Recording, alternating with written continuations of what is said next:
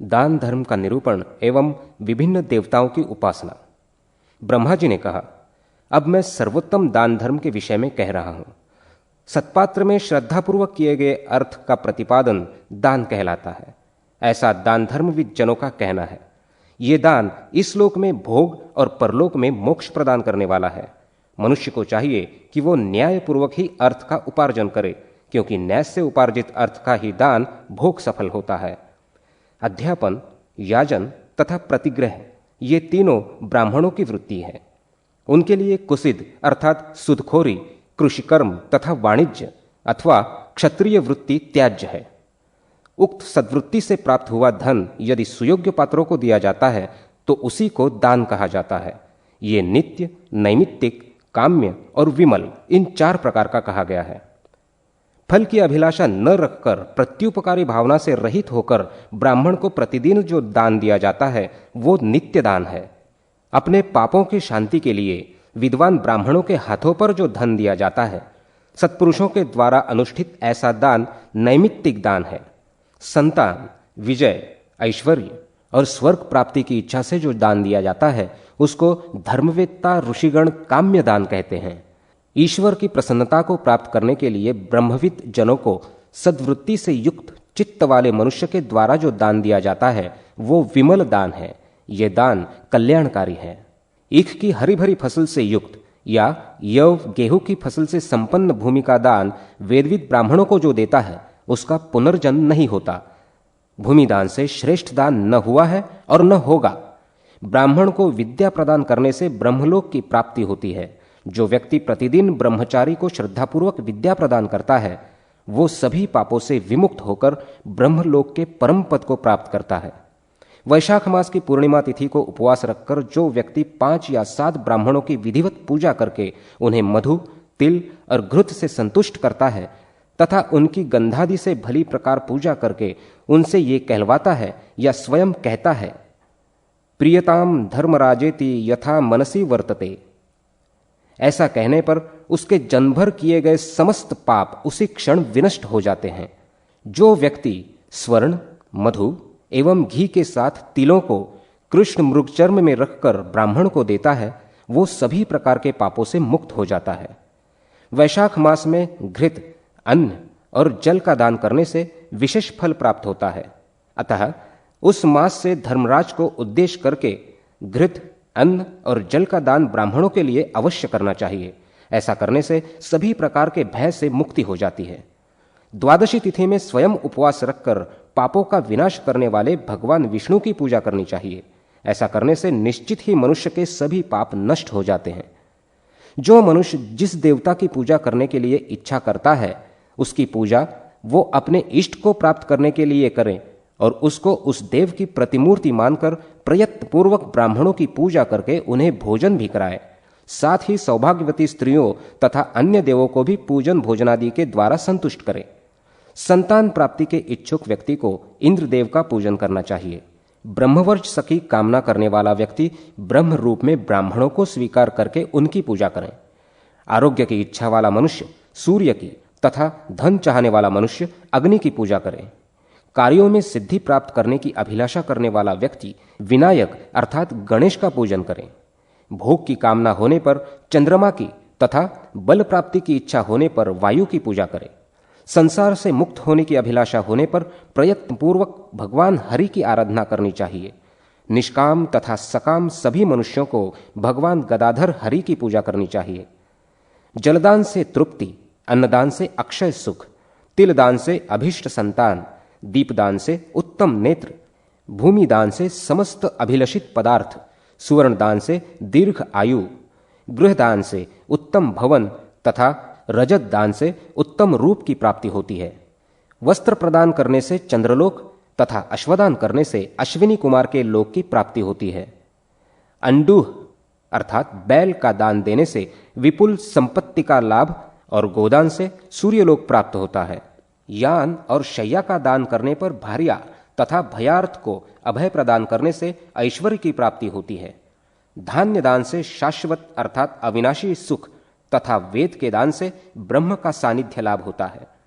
वेदविद ब्राह्मण को ज्ञानोपदेश करने से स्वर्गलोक की प्राप्ति तथा गाय को घास देने से सभी पापों से मुक्ति मिल जाती है। ईंधन के लिए काष्ठ आदि का दान करने पर व्यक्ति प्रदीप्त अग्नि के समान तेजस्वी हो जाता है। रोगियों के रोग शांति के लिए औषधि, तेल आदि पदार्थ एवं भोजन देने वाला मनुष्य रोग रहित होकर सुखी और दीर्घायु हो जाता है। छत्र और जूते का दान करने वाला मनुष्य प्रचंड धूप के कारण तीक्ष्ण तापने वाले तथा तलवार के समान तीक्ष्ण धारी वाली नुकीली पत्तियों से परिव्याप्त असिपत्रवन नाम के नारकीय मार्गों को पार कर जाता है। जो मनुष्य परलोक में अक्षय सुख की अभिलाषा रखता है, उसे अपने लिए संसार या घर में जो वस्तु अभीष्टतम है तथा प्रिय है, उस वस्तु का दान गुणवान ब्राह्मण को करना चाहिए। उत्तरायण, दक्षिणायन, महाविषुवत काल, सूर्य तथा चंद्र ग्रहण में एवं कर्क, मेष, मकरादि की संक्रांतियों के आने पर ब्राह्मणों को दिया गया दान परलोक में अक्षय सुख देने वाला होता है। इस प्रकार के दान का महत्व प्रयाग आदि तीर्थों में बहुत है। गया क्षेत्र के तीर्थों में किया गया दान विशेष महत्व रखता है। दान धर्म से बढ़कर श्रेष्ठ धर्म इस संसार में प्राणियों के लिए कोई दूसरा नहीं है। दान स्वर्ग, आयु तथा ऐश्वर्य को प्राप्त करने की इच्छा से और अपने पापों की उपशांति के लिए भी किया जाता है। गौ, ब्राह्मण, अग्नि तथा देवों को दिए जाने वाले दान से जो मनुष्य मोहवश दूसरों को रोकता है, वो पापी तिर्यक अर्थात पक्षी की योनि को प्राप्त करता है। जो व्यक्ति दुर्भिक्ष काल में और मरणासन्न ब्राह्मण को अन्नादि का दान नहीं करता है, वो ब्रह्महत्या करने वाले के समान तथा अति निंदित है। प्रायश्चित निरूपण। ब्रह्मा जी ने कहा, हे ब्राह्मणों, अब इसके बाद मैं प्रायश्चित विधि को भली प्रकार कह रहा हूं। ब्राह्मण की हत्या करने वाला ब्रह्महंता, मदिरापान करने में निरत मद्यपी, चोरी करने वाला स्तेयी तथा गुरु की पत्नी के साथ गमन करने वाला गुरुतल्पगामी अर्थात गुरुपत्नीगामी, ये 4 महापातकी हैं। इन सभी का संसर्ग करने वाला 5वां महापातकी है। गोहत्यादि जो अन्य पाप होते हैं वो उपपातक हैं, ऐसा देवताओं का कहना है। जिसने ब्रह्महत्या की है उसे वन में स्वयं पर्णकुटी बनाकर उसी में उपवास करते हुए 12 वर्षों तक रहना चाहिए, अथवा पर्वत के उस ऊंचे भाग से गिरकर अपने प्राणों का परित्याग करना चाहिए जिस भाग से गिरने पर कहीं बीच में रुकने की संभावना न हो और मरण निश्चित हो। इसके अतिरिक्त जलती हुई अग्नि में प्रवेश कर प्राण परित्याग, अगाध जल में प्रवेश कर प्राण परित्याग, ब्राह्मण या गौ की रक्षा के लिए प्राण परित्याग भी ब्रह्म हत्या दोष के निवारक होते हैं। इतना अवश्य ध्यान में रखना है कि ब्रह्म हत्या के दोष निवारण के लिए प्राण परित्याग के जो साधन बताए गए हैं उनको करने के पहले यथाशक्ति विद्वान ब्राह्मण को अन्नदान करना अनिवार्य है। अश्वमेघ यज्ञ के अंत में होने वाले अवभृत स्नान से ब्रह्म हत्या के पाप से मुक्ति प्राप्त हो जाती है। वेदविद ब्राह्मण को सर्वस्व दान करने से ब्रह्म हत्या जनित पाप का नाश हो जाता है। सरस्वती जी, गंगा तथा यमुना, इन नदियों के पवित्र संगम पर 3 रात्रियों तक उपवास रख करके प्रतिदिन 3 कालों में स्नान करके भी द्विज ब्रह्म हत्या के पाप से मुक्त हो जाता है। सेतुबंध रामेश्वरम अर्थात कपालमोचन तीर्थ या वाराणसी के पवित्र तीर्थ में स्नान करके ब्रह्म हत्या के पाप से मुक्ति हो जाती है। मद्यपि द्विज अग्निवर्ण के सदृश अर्थात अंतःकरण को जला देने वाली खौलती हुई मदिरा अथवा दूध, घृत या गोमूत्र का पान करके तज्जनित पाप से मुक्ति प्राप्त कर लेता है। सुवर्ण की चोरी करने वाला राजाओं के द्वारा दंडरूप में मुसल प्रहार से पाप मुक्त हो जाता है, अथवा जीर्ण शीर्ण वस्त्र धारण करके वन में ब्रह्म हत्यानाशक प्रायश्चित व्रत को करने से पाप मुक्त हो जाता है। काम से मोहित ब्राह्मण यदि अपने गुरु की पत्नी के पास जाता है तो उसे इस गुरुपत्नी गमन रूप पाप से मुक्त होने के लिए जलती हुई तपती हुई लौह निर्मित स्त्री का सर्वांग आलिंगन करना चाहिए, अथवा ब्रह्महत्या के पाप से मुक्ति के लिए जो व्रत विहित है उस व्रत का अनुष्ठान करना चाहिए। 4 या 5 चांद्रायण व्रत करने से भी गुरुपत्नी गमन जनित पाप से मुक्ति हो जाती है। जो द्विज पतित जनों का संसर्ग करता है उसे विभिन्न संसर्गों से होने वाले पापों को दूर करने के लिए उन पापों के निमित्त कहे गए व्रतों का पालन करना चाहिए, अथवा वो आलस्य से रहित होकर 1 संवत्सर पर्यंत तप्तकृच्छ व्रत का अनुपालन करें। विधिवत किया गया सर्वस्व दान सभी पापों को दूर करने वाला होता है, अथवा विधिवत चांद्रायण व्रत तथा अतिकृच्छ व्रत भी सभी पापों को दूर करने वाला होता है। गया आदि पुण्य क्षेत्रों की यात्रा करने से भी ऐसे पापों का नाश हो जाता है। अमावास्या तिथि में जो महादेव भगवान शंकर की सम्यक रूप से आराधना करके ब्राह्मणों को भोजन प्रदान कराता है, वो सभी पापों से मुक्त हो जाता है। जो मनुष्य कृष्ण पक्ष की चतुर्दशी तिथि में उपवास रखकर संयत चित्त से पवित्र नदी में स्नान करके ओमकार से युक्त यम, धर्मराज, मृत्यु, अंतक, वैवस्वत, काल तथा सर्वभूतक्षय इन नामों का उच्चारण कर तिल से संयुक्त 7 जलाजलियों से तर्पण करता है, वो समस्त पापों से मुक्त हो जाता है। इन व्रतों के पालन करते समय शांत रहकर तथा मन का निग्रह कर ब्रह्मचर्य का पालन करते हुए भूमि पर सोना चाहिए और उपवास रखकर ब्राह्मण की पूजा करनी चाहिए। शुक्ल पक्ष की षष्ठी तिथि में उपवास रखकर सप्तमी तिथि को सूर्य देव की पूजा करने से भी सभी प्रकार के पापों से मुक्ति हो जाती है। शुक्ल पक्ष की एकादशी तिथि में निराहार रहकर जो द्वादशी तिथि में जनार्दन भगवान विष्णु की पूजा करता है, वो समस्त महापापों से मुक्त हो जाता है। सूर्य चंद्र ग्रहण आदि समयों में मंत्र का जाप, तपस्या, तीर्थ सेवन, देवार्चन तथा ब्राह्मण पूजन ये सभी कृत्य भी महापातकों को नष्ट करने वाले होते हैं। समस्त पापों से युक्त मनुष्य भी पुण्य तीर्थों में जाकर नियम पूर्वक अपने प्राणों का परित्याग कर समस्त पापों से मुक्त हो जाता है। पतिव्रता नारी पति के देहावसान के बाद पति का वियोग असह्य होने के कारण पति धर्म के अनुसार पति के शरीर के साथ शास्त्रीय विधि का पालन करते हुए अग्नि में प्रवेश करती है तो ब्रह्म हत्या, कृतघ्नता आदि बड़े बड़े पातकों से दूषित भी अपने पति का उद्धार कर देती है। जो स्त्री पतिव्रता है, अपने पति की सेवा शुश्रूषा में दत्तचित्त रहती है, उसको इस लोक तथा परलोक में कोई पाप नहीं लगता। वो वैसे ही निर्दोष रहती है जैसे दशरथ पुत्र श्री राम की पत्नी जगत विख्यात भगवती सीता देवी लंका में रहकर भी निर्दोष रही थी। उन्होंने राक्षस राज रावण पर विजय प्राप्त की। ये यतव्रत संयत चित्त होकर विविध शास्त्रीय व्रत का अनुष्ठान करने वाले भगवान विष्णु ने मुझसे बहुत पहले ही ये बताया था कि गया में स्थित फल्गु नदी आदि तीर्थों में यथाविधि श्रद्धा के साथ स्नान करने वाला व्यक्ति सभी प्रकार के पातकों से मुक्त हो जाता है और समस्त सदाचरण का फल भी प्राप्त करता है। नवनिधियों के लक्षणों से युक्त पुरुष के ऐश्वर्य एवं स्वभाव का वर्णन। सूत जी ने कहा, भगवान विष्णु से अष्टनिधियों के विषय में सुनकर ब्रह्मा जी ने उनका वर्णन इस प्रकार किया था कि पद्म, महापद्म, मकर, कच्छप, मुकुंद, कुंद, नील और शंख नाम की अष्टनिधियां हैं। नवी निधि मिश्र कहलाती हैं। अब मैं उनके स्वरूप का वर्णन करता हूं। पद्मनिधि के लक्षणों से संपन्न मनुष्य सात्विक और दाक्षिण्य गुण से संपन्न होता है। वो सुवर्ण, चांदी आदि मूल्यवान धातुओं का संग्रह करके यतियों, देवताओं और याज्ञिकों को दान करता है। महापद्म चिन्ह से लक्षित व्यक्ति भी अपने संग्रहित धन आदि का दान धार्मिक जनों को करता रहता है। पद्म तथा महापद्म निधि संपन्न पुरुष सात्विक स्वभाव वाले कहे गए हैं।